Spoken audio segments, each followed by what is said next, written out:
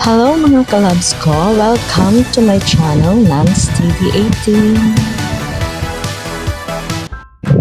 Hello mga mahal kong kananay at mga katatay na laging nasa kanilang mga bahay. Ayan, laging nasa bahay. Alam nyo na, eto ngayon ang aking DIY na wallpaper na ipakakita sa inyo.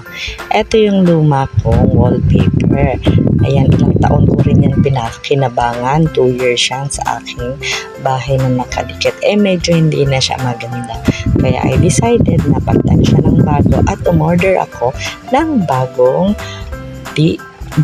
wallpaper na adhesive. Ayan, dalawang kulay siya. Isa yung ginawa kong pang center. Ayan, kung nakikita nyo. Yan yung sa lagayan ng aking TV. Ayan, yan ang start ko.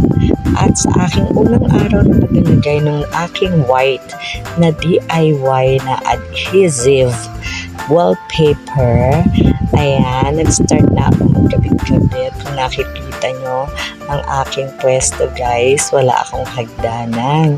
Kaya kung ang aking tinutungtungan ay upuan na nakapatong sa isang lamesa.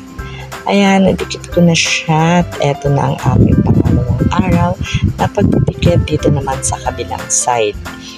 Guys, hindi ko na masyadong pinakita sa inyo ang mga sunod-sunod yung pagdidikit. Siyempre, pinabilis na natin yan, guys. Ito yung kabilang side, guys, na aking dinidikitan. Ayan, kung makikita niyo yung aking lumang pintura ay kulay green. Ayan, tapos nireplace ko siya. Magtatanggal pa tayo dyan mamaya. Pero hindi ko na rin pinakita sa inyo. Ang pakikita ko na sa inyo ay kung paano ko siya dinikit. Ayan. Masakit sa likod, masakit sa paa. Sa 2 days na pagdidikit kong yan, Diyos ko day. Talaga naman, tiis-tiis. Pero ang good niyan, alam niyo ba guys, na naging racket ko pa rin yan. Kasi marami nagpapakasa sa akin ng wallpaper. Binabayaran nila ako para sa trabaho ko. At sila na rin na nagpapa-order sa akin.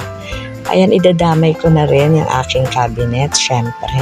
Syempre, alam mo namang maiwan yan. Syempre, kailangan mo rin siyang bago. Ang aking ilalagay dyan sa kulay green na wall natin ay yung kulay puti, syempre. Pero ang ilalagay ko dyan sa mga side ng aking divider ay yung parang kahoy na may brown na stripe. Ayan, magmumukha siyang kahoy na may design. Ayan, diba? Tsika-tsika lang tayo mga mami. Kailangan nating pagtsagaan ang ating bahay na tayo-tayo na lamang ang gagawa. Alam mo na. At syempre para sa mga daddy na nasa bahay dahil si mami ang nagtatrabaho. Ayan, subukan mo na rin gumawa ng ganyan.